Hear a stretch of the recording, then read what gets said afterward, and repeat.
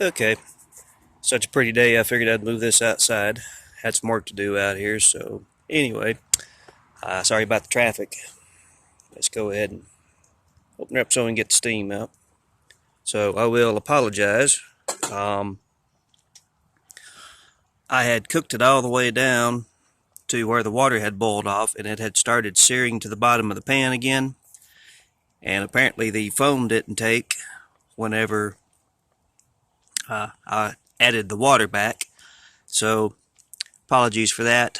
But back to where we were talking about not cutting everything up, trimming everything up. Right now and I just added the water, like I said, a few minutes ago. But as you can see, it's falling apart, kind of, sort of. You can take a fork. At this point, that's good. You can go ahead and take a fork, pull it apart if you want on your own. I'm going to let it just keep cooking. I've got it set on low, just on a simmer.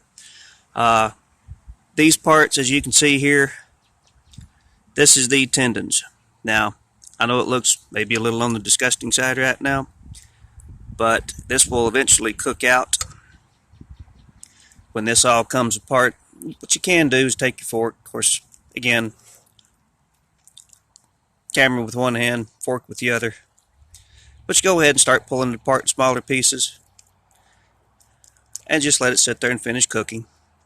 However, at this stage, my little piece of that, yeah. This was I didn't even trim part, which, as you can see, the tendons are starting to separate. So what you do is, before you put the sauce in, that way you can see all these, you just simply pick all these parts out. That's hot. You're going to have to eat through the video. But, again, you can see just how tender it's gotten, how it's all coming apart, and how basically all the trash pieces pretty much stay together. Now, the gelatinous part, that's not going to hurt if it cooks into it, but that's not going to cook into it anyway, unless you just boil it. However, they make Jello out of the stuff anyway, so it's not like you don't eat it with some cherry flavoring. But at this point, it's mostly like a roast. And again, no seasoning. There's not even any salt in this. At this point, I have a lot of people try this and ask me repeatedly, what did you season that with? What did you put in it? I said, I didn't even put salt in it. This is just plain pan-seared and then boiled down meat. I'll turn my heat up a little bit and go ahead and boil this off. Because by the time this water boils off, as you see, it's just, it'll be ready to pick out the bad.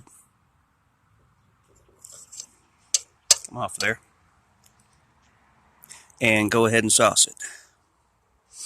So, that's where we're at right now.